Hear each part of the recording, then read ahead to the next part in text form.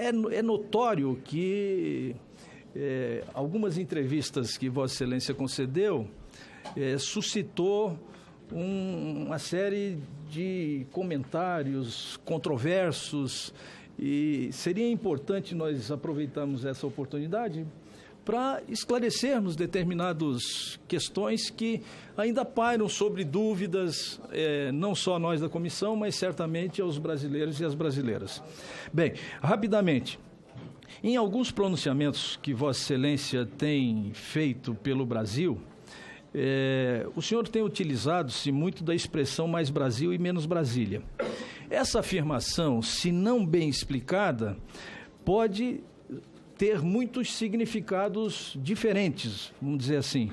Por isso eu gostaria que o senhor nos ajudasse a entender o que ela representa para a educação e o que ela constitui, se ela constitui uma das matérias da sua competência aqui na nossa comissão.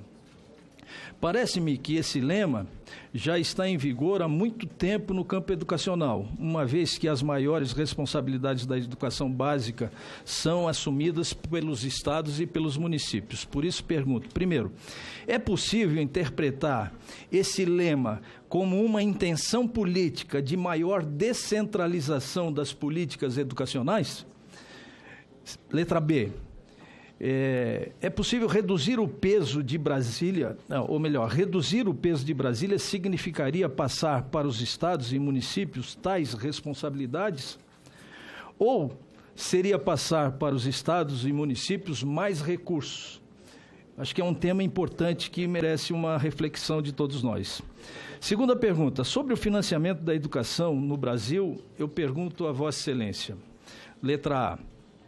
O governo federal está disposto a levar o lema mais Brasil, menos Brasília também ao campo do financiamento da educação, assegurando mais recursos para que estados e municípios possam garantir o direito da educação com qualidade?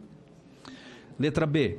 O governo federal concorda com o aumento da participação da União no Fundeb, dos atuais 10% para algo em torno de 30% aproximadamente? Letra C. Ainda sobre financiamento da educação, o senhor seria favorável à criação de um fundo único nacional em substituição aos atuais fundos estaduais vigentes no Fundeb? Terceiro item.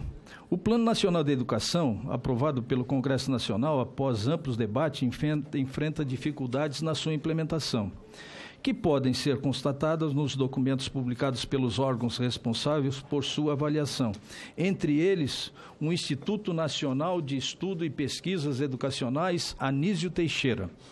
Diante disso, eu pergunto, qual a importância do Plano Nacional de Educação no contexto das políticas públicas do Ministério da Educação? Letra B.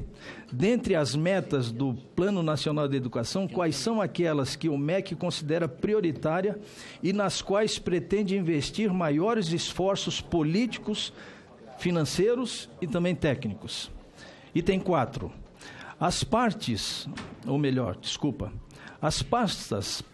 do esporte e da cultura foram absorvidas por outro ministério, pelo Ministério da Cidadania, na atual estrutura ministerial. No entanto, esses temas são temas muito caros à área da educação, uma vez que as atividades físicas e as artes, além de serem componentes fundamentais na formação do indivíduo, cumpre papel importante e também muito motivador para as crianças e jovens frequentar a escola.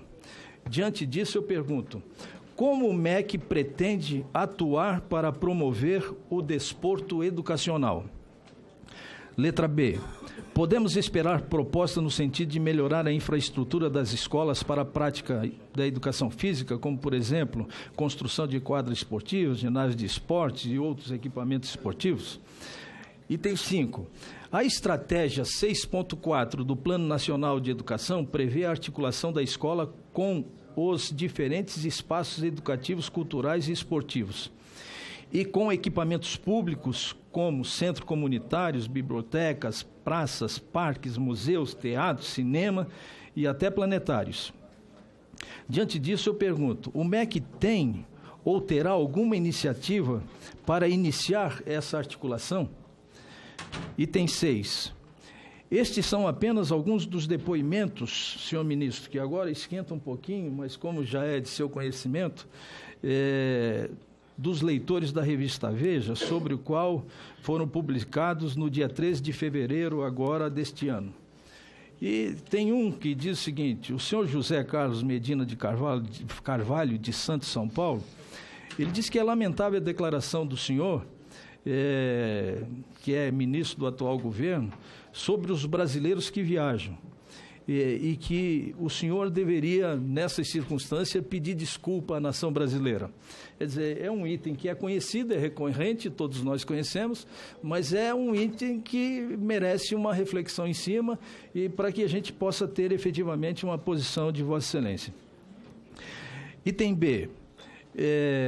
Eu tenho aqui mais alguns itens, mas tem um item aqui que me chama muito a atenção, que é a seguinte: nas páginas amarelas, vou pular 2 itens e vou partir para o último item. Nas páginas amarelas, o senhor, Vossa Excelência, o ministro da Educação, Ricardo Vélez Rodrigues, disse que a universidade não é para todos. Abre aspas, faxina ideológica, 6 de fevereiro. Aí, o senhor José Américo de Moura, do Rio de Janeiro, ele diz o seguinte: ele diz que lembrei-me de que há mais de 50 anos um tio me disse a mesma coisa.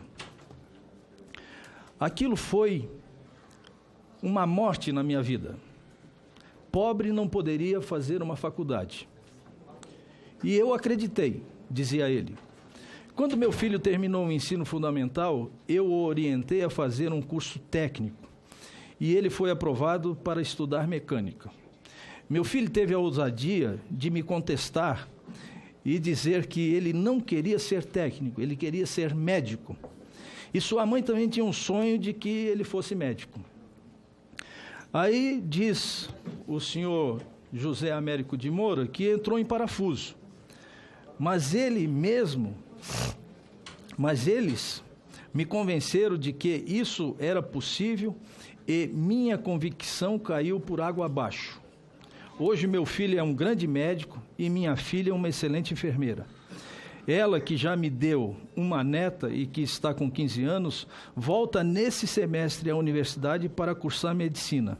Portanto, o ministro que pensa como eu, o ministro que pensa como meu tio pensava há 50 anos, está muito enganado, porque ele alega que os 2 filhos deles acabaram se transformando, um em enfermeiro e outro em médico, e agora a filha vai cursar medicina. Bem, essas são as minhas indagações, eu fico por aqui, me perdoe fazer assim, requentar um pouco as matérias, mas certamente a plateia, muito deles, eu sou porta-voz de muitas dessas questões que a plateia aí certamente gostaria de perguntar a Vossa Excelência. E eu